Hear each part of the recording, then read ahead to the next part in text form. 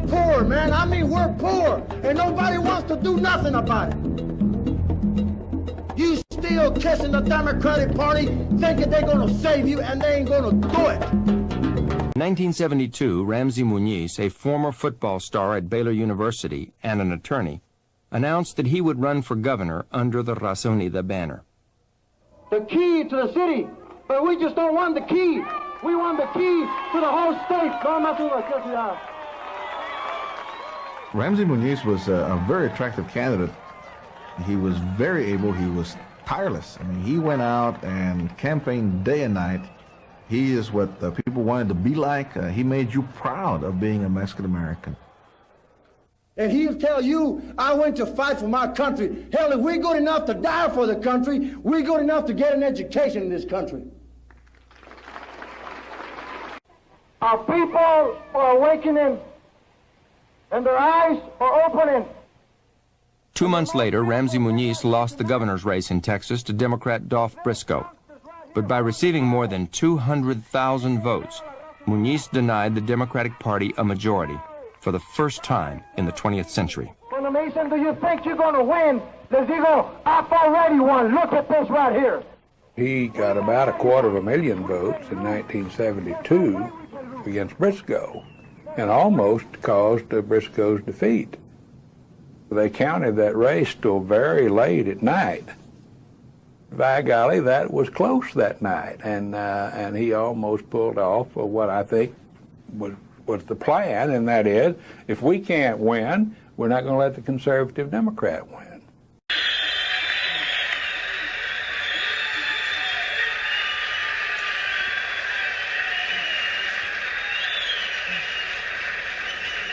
Hace rato que habló Corky González, habló el hermano José Ángel Gutiérrez. Estamos hablando de tratar de solucionar los problemas que tenemos, no nomás aquí, en este estado, pero en los demás estados. Les digo que me da mucho gusto de saber que ustedes quieren que venga y hable, pero a la noche le voy a dar todo el gas. Le damos. Gracias. Organize anybody else's backyard. So how do you make like say coalitions? You know, I think we all understand the need for coalitions. Well, let me give you an example about a coalition that you know that occurred just here recently about 2 weeks ago. Dr. Ralph Abernathy and the wife of Martin Luther King, they came down and they gave us the endorsement down here in the state of Texas. Now, when I spoke about it first, and when we talked about a black and a brown coalition, even on a statewide basis, our own people didn't understand. As a hell, I mean, you know, they would say the blacks are getting everything. Well, they're not getting anything. They're not getting as much as what we are. But see, we're having to even go at that stage. I mean, we're even trying to tell them that we both have a common problem and that we're being oppressed. We're going through a whole re-educational process and to trying to even understand each other. I mean, we're at this stage. I believe that we're at a stage right now to where we're finding out, a lot of people are finding out, okay, I'm a Chicano and I'm a Mexicano. Now, what the hell do I do? Entonces, everywhere we go, a donde vamos, our people are awakening and their eyes are opening. And the most beautiful thing I see tonight is this youngsters right here holding the flag. This is Viva la Raza Unida. And now somebody tells me, cuando me dicen, do you think you're going to win? Les digo, I've already won. Look at this right here. We've already won. We can't lose. There's no way we can lose. There's no way. And I'm not saying that we're not going to disagree, because we are. Y vamos a alegar, vamos a hablar de muchas otras cosas que no todos mismos vamos a pensarla. But let's keep one thing in mind. Keep one thing in mind. Don't let the Democratic Party and don't let the Republican Party know that we're fighting. If we're going to do any fighting, let's do it in the closet. Let's do it in the gym, somewhere where nobody can see us, And when we come out like this together. Ramsey's been avoiding the issue for a while until now we couldn't avoid it anymore. They said, what are you going to do on November 7th? You know, what about McGovern? Because obviously, you know, we got to be for a Democrat. So Ramsey says, well, when McGovern endorses me, you know, I might consider endorsing him. Now we know that's not going to happen. So our people have to learn by example, see? But otherwise, with intellectual papers and professors and analyzing and charts, it ain't going to cut it.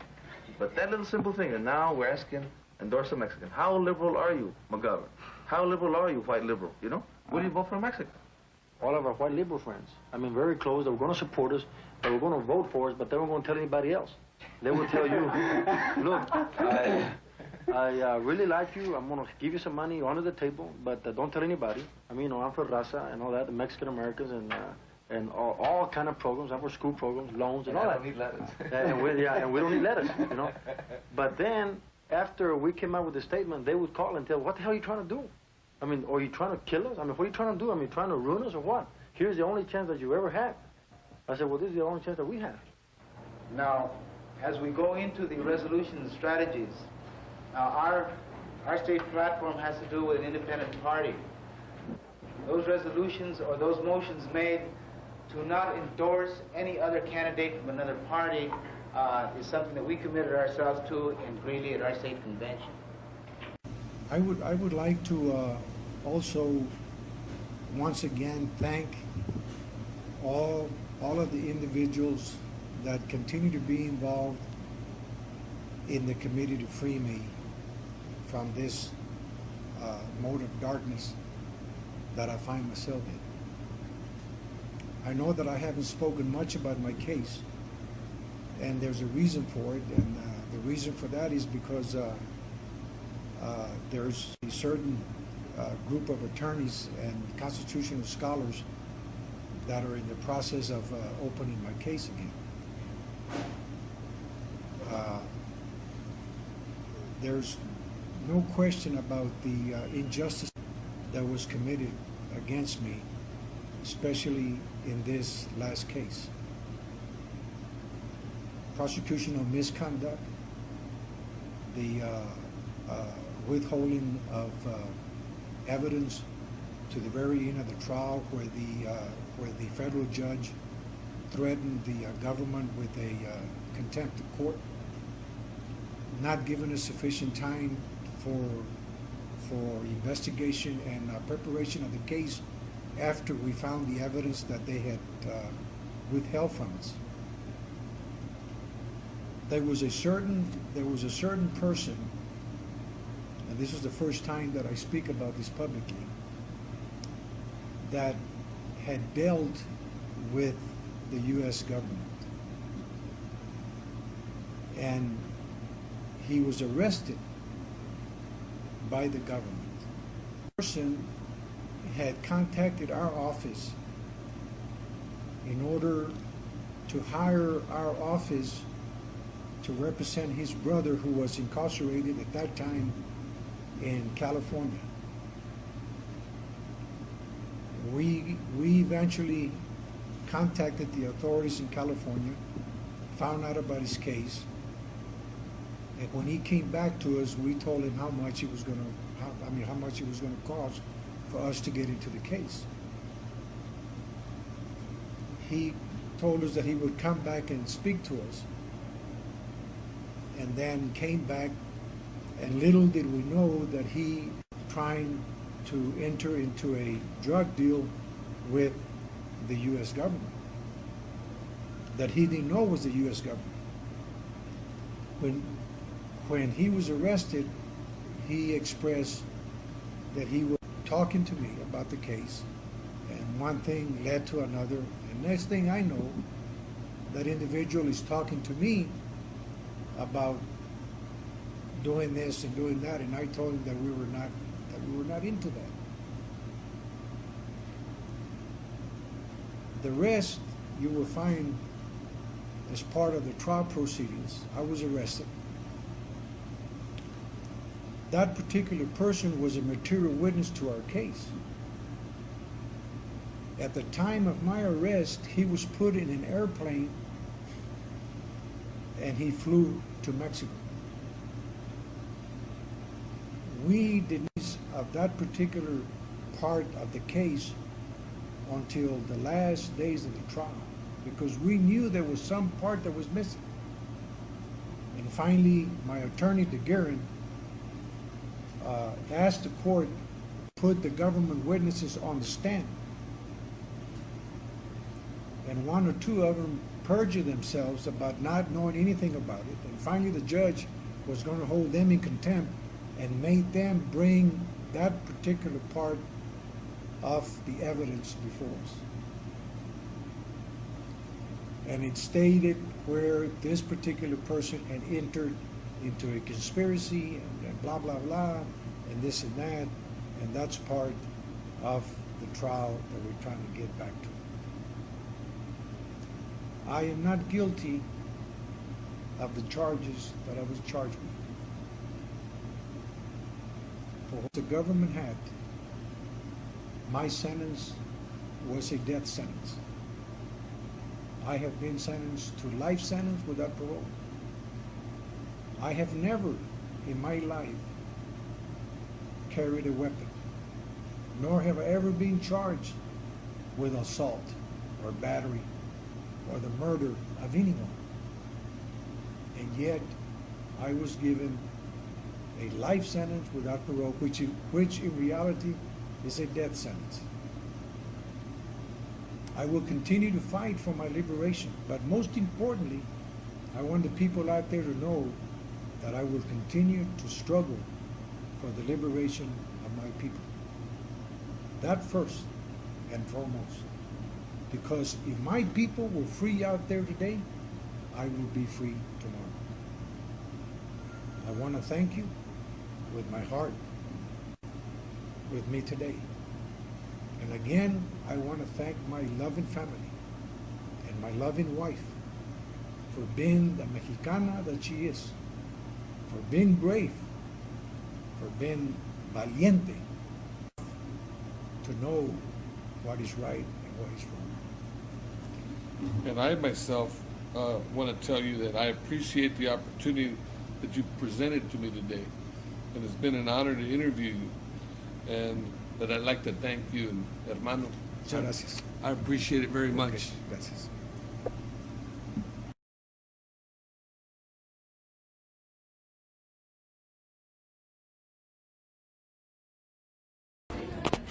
Tell me how you feel. Tell us, you're talking to the entire LULAC banquet here. Tell us how you're doing. I'm doing fine. I'm doing better. Getting better every day. Oh, well, I just want to let you know that we really appreciate the legacy you have done for Texas, the battles you fought for the state. This is Ramsey Muniz, one of the longest serving political prisoners in American history.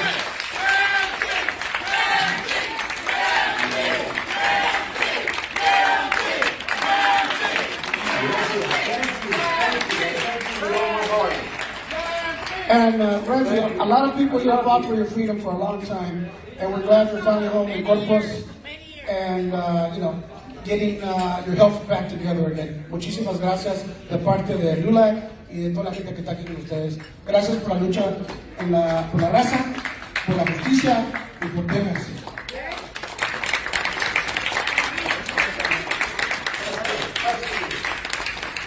Anything else you would like to tell the audience when you're on here?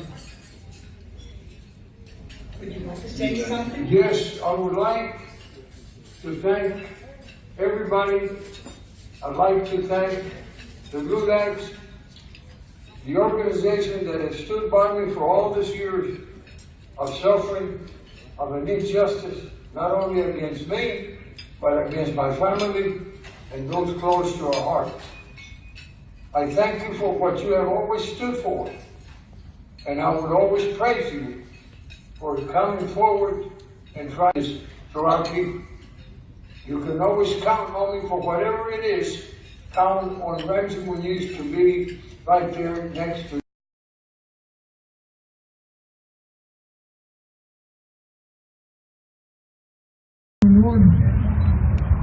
Es un placer, y más que todo, por el amor que tengo y mi corazón para mi gente.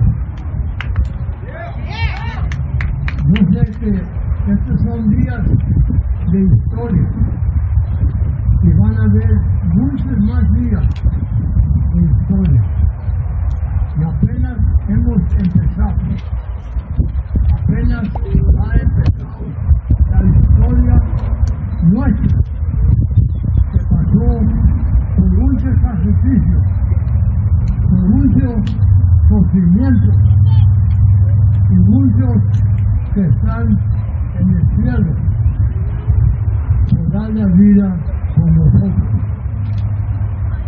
Y ese día no se les va a olvidar, no porque yo estoy así, porque Dios está con nosotros. Oh my goodness. Yes, beautiful.